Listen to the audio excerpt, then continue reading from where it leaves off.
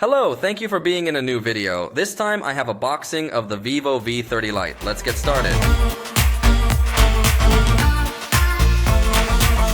The launch price in Mexico of this model has been 8,999 pesos. On the screen you see the reference price in dollars to give you an idea, but remember that the prices here are not the same as there. Generally in Mexico the prices are very high, especially if you join with Telcel, which is the case of Vivo, although also in this device comes Be Safe, which is a special insurance that gives Vivo to your devices. It is an insurance against theft and against material damage, so I think it is a point that we could consider attractive, but let's see if the device has attractive things as specifications or not.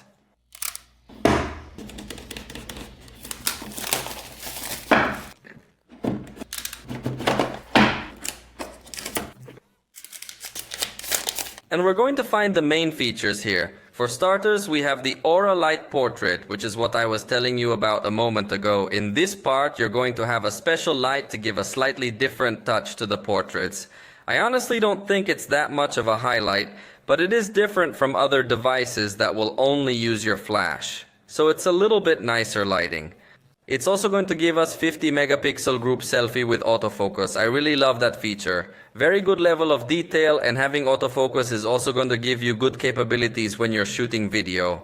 So the front camera really stands out a lot. Then on the back it offers an ultra detection camera, it says here. I don't know specifically what they mean by that term, but it has optical stabilization and it also has 64 megapixels. So the main camera looks like it's going to be a highlight as well. And finally it gives us 12 gigabytes of RAM and 256 gigabytes of storage. I love that we're seeing more and more devices having these capabilities in the mid-range, so I think it's a worthy competitor in this range. Let's get all these plastics out of the way and we'll continue to see what's in the box. The device sure is nice on the back with a satin finish, in this case in a green color. Honestly, it looks very nice. I'm going to turn it on and we'll see what else is inside the box here.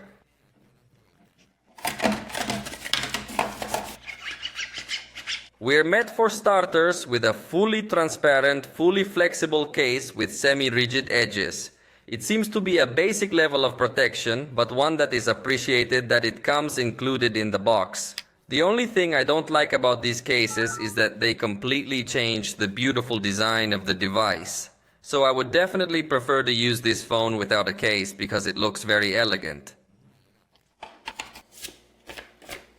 We will also find the usual documentation that I call the usual paperwork. And finally we find the charger and cable.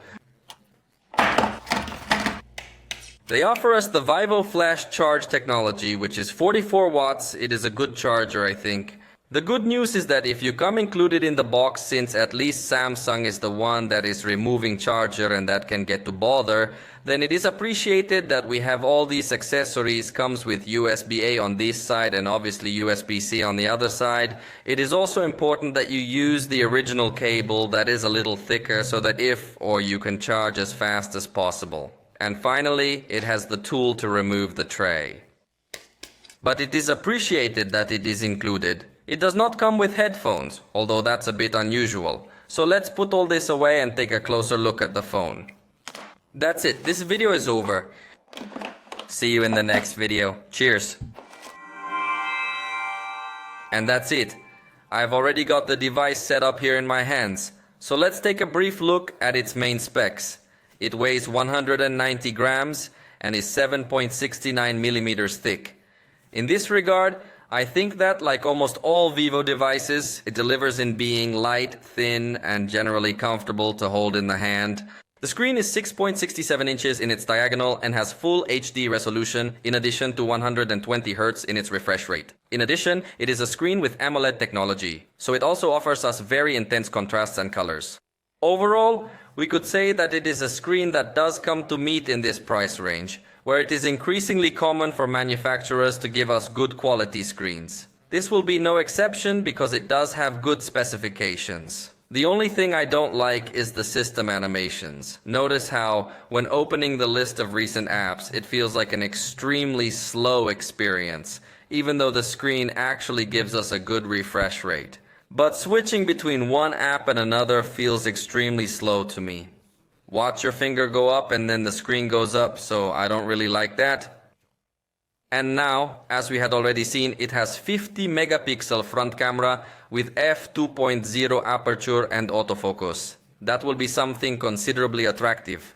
In this case, you're looking at the preview before you take the picture. Notice how we have a very burnt area in the back, but after taking the picture it balances that lit area well and manages to compensate it very well in the lighting. I think it could still improve a bit here, especially considering that it is merging the pixels.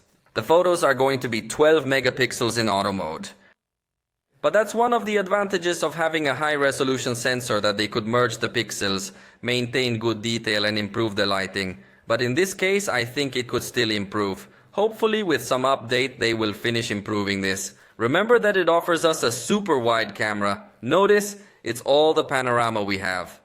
So group shots are going to be great, not only because of the wide, but also because of having autofocus. So even though they're far away from the camera, they're going to come out well focused, unlike other devices where in group shots they might come out with a low level of detail. So I found the front camera photos to be good, not excellent, because notice how in this case I think it compensated for the dark areas in a better way, unlike the previous photo. Then, already in the review we will have a slightly more detailed analysis, but as first impressions I think the front camera comes to meet, and its strongest point, without a doubt, is the amplitude and also the high resolution. In fact, although in automatic mode you get 12 megapixel photos, if you want you can enter the high resolution mode to take 50 megapixel photos. And I think you do get to see this tremendous level of detail that we have. So you could really get to take these ultra detailed pictures like that. And now on the back we have the 64 megapixel main camera with f1.79 aperture. In addition to that, you'll find the 8 megapixel ultra wide camera with f2.2 aperture, and finally the macro camera, which is only 2 megapixels with f2.4 aperture. You know that I practically do not consider the macro camera. I do not like it. For me it is useless, although it still has some defenders that I honestly do not understand, but to each his own. The truth of the matter is that having a camera with a 64 megapixel sensor will also have advantages, although in this price range it is something more or less common. Let's take a quick look at the results. This picture is in high resolution mode, so we can see if you can get all that detail, and I think you could crop the picture and still maintain good detail. Although if you're going to notice the smallest details, you'll also notice that it's a pretty noisy picture in this 64 megapixel mode. Now you're looking at a picture here with the ultra-wide camera. I think it gives us good color, good width. Overall, it's a camera that delivers. Here's the main camera now with the automatic mode, where we see a lot less noise and we still have an excellent level of detail. Next you are looking at a photograph with the 2x zoom that the manufacturer does not detail that it maintains optical quality, but it seems to me that it does have a good quality. Then we have the photograph with 5x zoom, and the maximum it leaves is 10x. It seems to me that it still has an adequate level of detail. I do not think it is its most attractive point, the zoom, but it does not disappoint.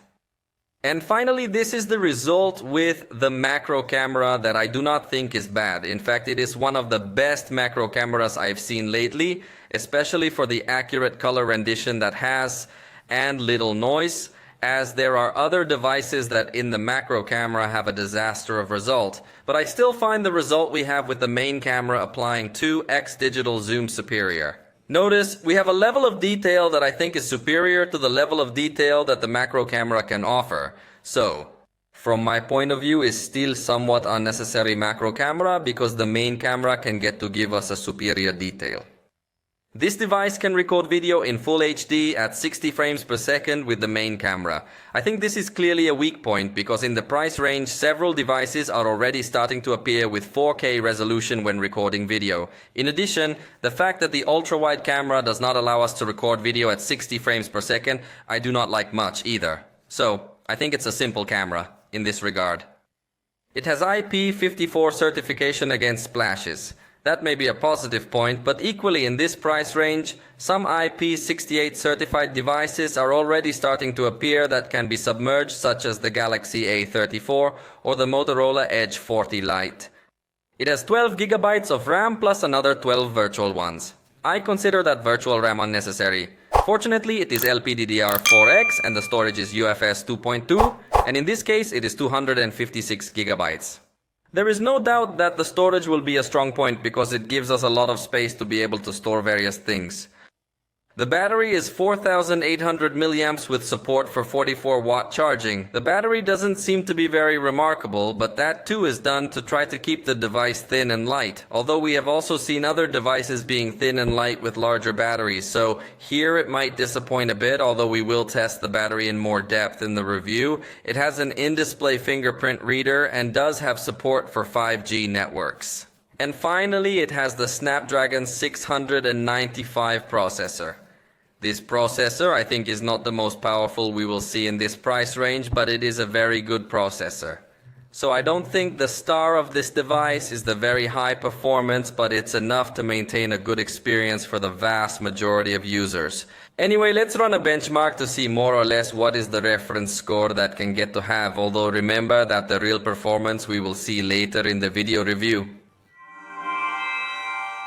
And ready here is the result, 911 in a single core and 2188 in multi-core, confirming what I said is a considerably good processor, not the most powerful, but I think the vast majority of users will be happy and satisfied with the power that can give us this device. For the moment, this has been all for this first look at the VIVO V30 Lite, but remember that later we will have the video review.